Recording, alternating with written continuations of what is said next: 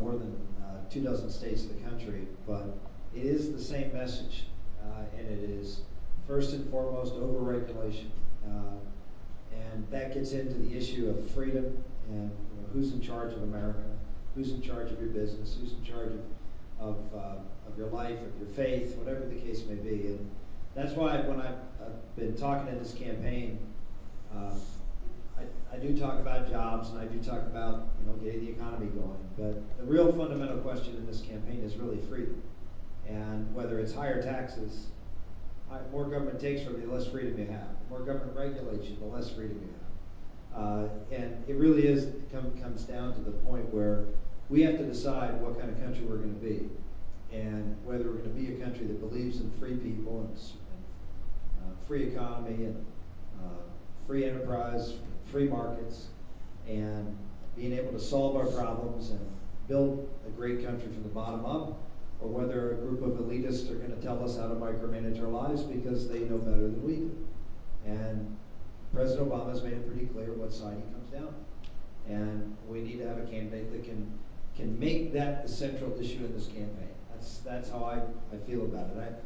And I usually talk about, as you'll hear tonight if you're going to be around, is I always talk about it going back to a little history lesson of what our country was founded upon and how we were able to build this greatest country in the history of the world. It wasn't because we had a big, strong government telling everybody how to run their lives.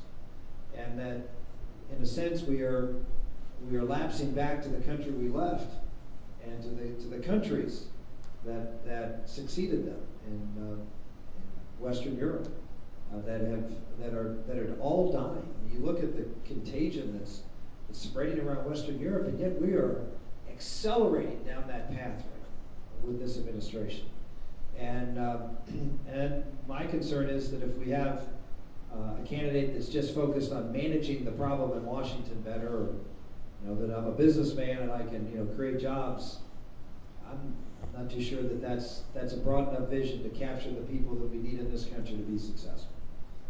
We need to have a real revolution again in America, with that whole idea of reclaiming who we are and what made us great and believing in ourselves. I know a lot of people around this table. I mean, obviously you're successful. You've done great things. You've accomplished, in many cases, your hopes and dreams. But a lot of people in America have not reached that, and they're not sure they can. And so they tend to leap and lean toward more security than they do opportunity. And it's a frightening thing if you think about it. And that we see this, and I'm going to tie this into the whole idea of the family. When you see fewer and fewer people married as a percentage of the population, then the issue of security becomes more important.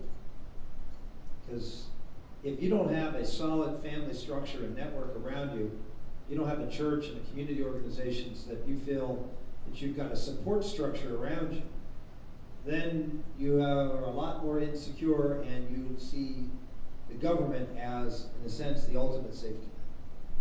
And as a result of that, I'm not a conspiracy theorist, but it's pretty obvious to me that the left wants to break down the churches, the family, the community groups. Why? Because that leaves no one between you and them.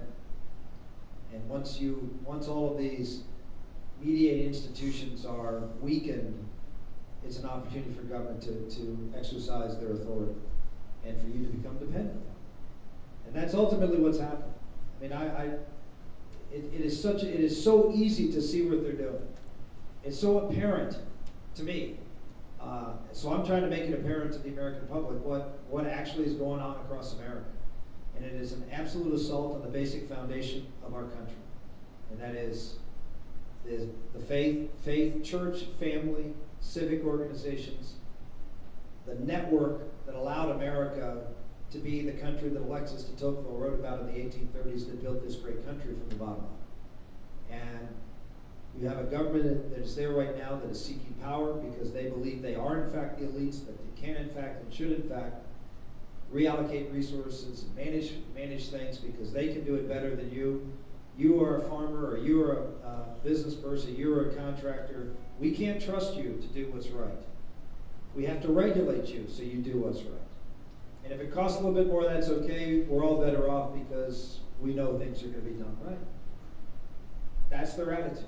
And if I really do believe if Obama is reelected, we will take a turning point in America that we will not be able to survive as a country that you inherit. Obamacare will be implemented. All these other programs, cap and trade will be back on the block again. Other types of programs that will take even more freedom and opportunity away from you. And we will march down. I mean, I don't know if you saw Ruth Bader Ginsburg the other day. She was asked a question over in Europe whether she would recommend the American Constitution as the model for the rest of the world if there was a country starting a new country and forming a new constitution. She said no. She mentioned several others in fans of it. In fact, she recommended the South African Constitution as the best one to model themselves there because they have a better human rights ideas, and that our Constitution was antiquated. And if it wasn't for the fact that the court was there, that we could create this living document to adapt it to modern contemporary mores, the Constitution would be a constraint on a country's opportunities. So this is who they are. And I'm not, are we at a point where America is really to have this discussion or not? Some people say yes, other people say no. Some people suggest that this is just far too complicated for the American public to get. And that we just have to stick to the bread and butter issues. It's all about the pocketbook. It's all about creating jobs. It's all about cutting taxes. I don't believe it. I'm going to talk about families. I'm going to talk about freedom. I'll talk about who we are as a country. And yeah, I'll talk about cutting taxes. I'll talk about balancing budgets. I'm going to do all those things. But I'm going to do it in the context of why we need to do that. You got to lay out the vision for people as to what you want this country to look like. And then you can sort of figure out how you're going to get